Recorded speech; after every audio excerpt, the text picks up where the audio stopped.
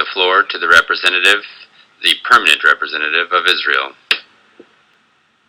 Mr. President, First Lady Eleanor Roosevelt, one of the architects and earliest champions of the United Nations, wrote, and I quote, "One's philosophy is best expressed not in words, but in choices."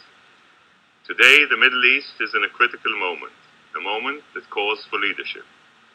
And history will judge today's leaders not by the words they speak, but by the choices they make. I'm here today to issue a warning to the world. This time of turmoil and transition for our region, the stakes are very high. The decisions that you make in these halls in the coming weeks could echo for years to come, well beyond the Middle East. Your duty is clear: to support democratic institutions and aspirations, to promote negotiations as the road to resolving conflict, and to ensure that all in our region abide by the agreements that they have signed. These are founding principles of the United Nations, principles that are now being put to the test.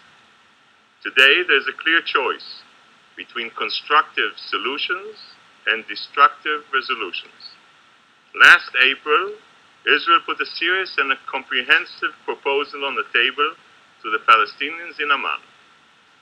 We spelled out our position. Most people in this chamber know that. The Palestinians never responded. They walked away, and the world said nothing.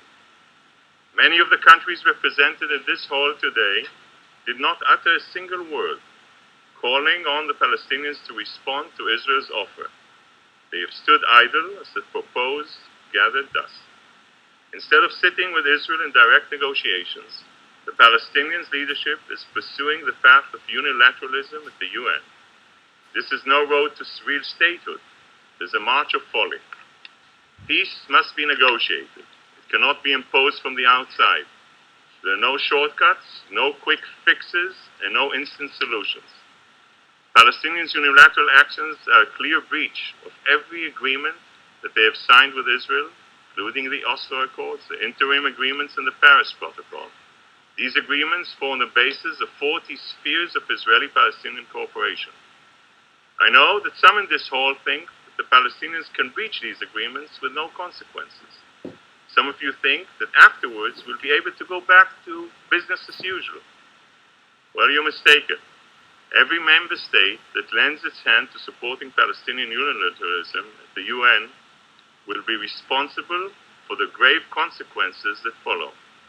How can Israel be expected to abide by the same agreements that the Palestinian leadership ignores whenever it's convenient?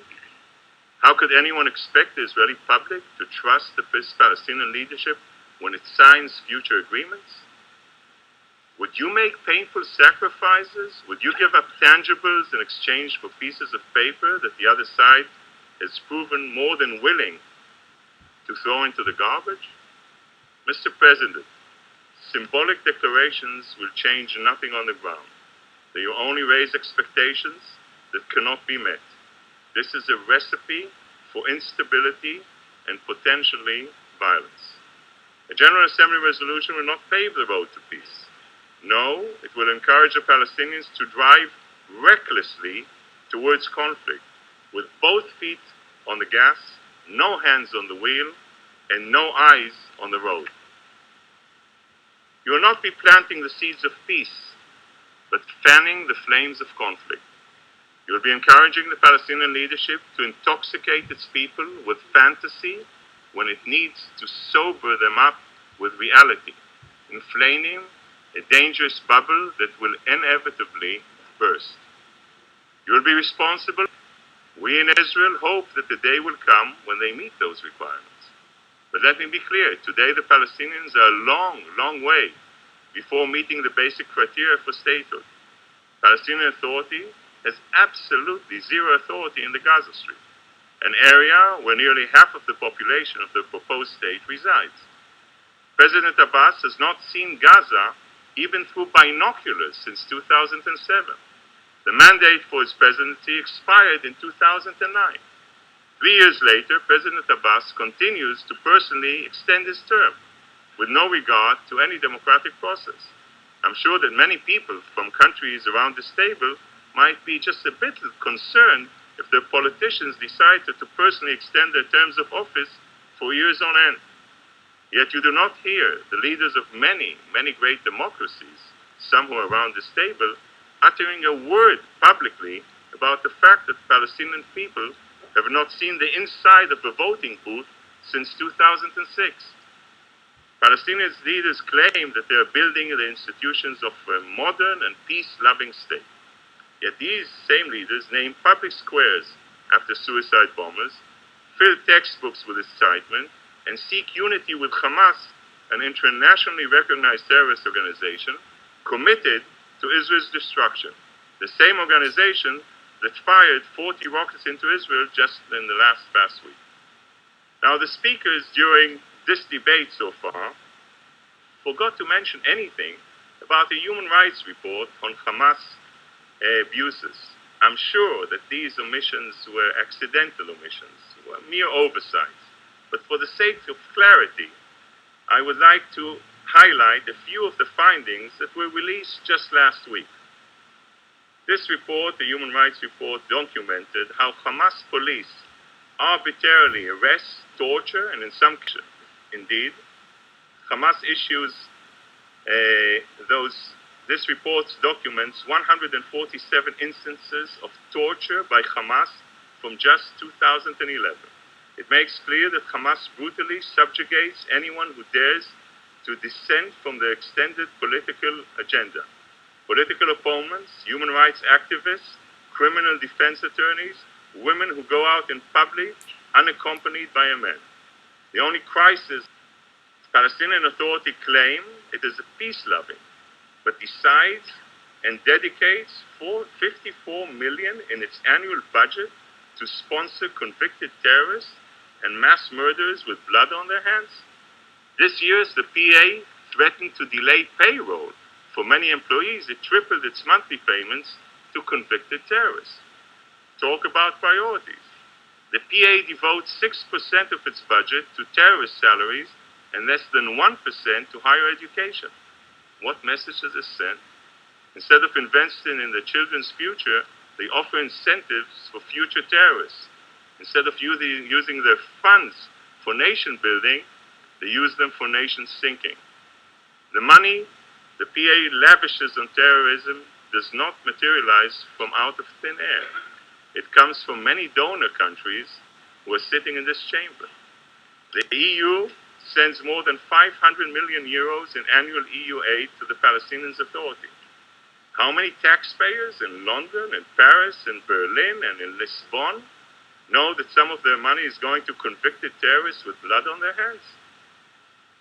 The unrestricted flood of international aid to the PA will not bring us closer to peace as long as it is used to sponsor, encourage, and elevate terrorists.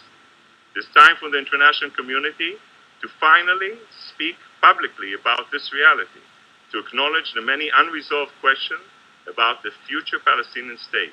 These issues cannot be swept under the carpet. They go to the core of resolving our conflict. They are critical for ensuring lasting peace. Mr. President, today there's a clear choice in the Middle East between peace and conflict, between reconciliation and provocation. During the opening of the 67th General Assembly, Israel's Prime Minister Benjamin Netanyahu demonstrated once again that he chooses peace. He extended his hand to President Abbas. He reaffirmed Israel's desire to resume direct negotiations with the Palestinians without preconditions and without delay. He reiterated his vision for two states, for two people. On the same stage, President Abbas made a very different choice. Once again, he used the platform of the United Nations to demonize the state of Israel and deny the Jewish people's historical connection to the ancient homeland. He said that the presence of Jews in Jerusalem is altering, and I quote, altering, the city's historical character and the glorious image of the holy city etched in the minds of humankind, end of quote. The truth is plain and simple. Jerusalem had a Jewish character long before most cities in the world had any character. It was the capital of the Jewish people, long before Homer composed the Iliad, before Romulus and Remus founded Rome, and before the armies of Alexander the Great swept through the Middle East. Jews have lived continuously in Jerusalem for 3,000 years, from the time that King David built his great palace in the city's rolling hills. By denying the history of the Jewish people, the Palestinian leadership plants the seed of intolerance in their next generation. They raise doubts about their commitment to peace. It is time for the international community to speak clearly, openly, and publicly against this incitement. It is also time for this chamber to say that Israel is the nation state of the Jewish people, and Jerusalem, our capital, is its beating heart. Mutual recognition is the key to securing a lasting peace. I often point out during this debate that you'll never ever hear the Palestinians, any Palestinian leader, say 2 states for 2 people. You won't hear them say 2 states for 2 people because today the Palestinian leadership is calling for an independent Palestinian state, but wants millions of its people to flood the Jewish state. This would mean the destruction of Israel. No one who believes in peace could ever accept it. It's a non-starter. Since the Palestinian leadership refuses to tell the Palestinian people the truth, the international community has the responsibility to tell them the truth. You have a duty to stand up and say to the so-called claim of return, this is a non-starter. Yet many are so vocal in telling Israel what it needs to do for peace, stutter, mumble, and lose their voices when it comes to tell the Palestinians this basic truth.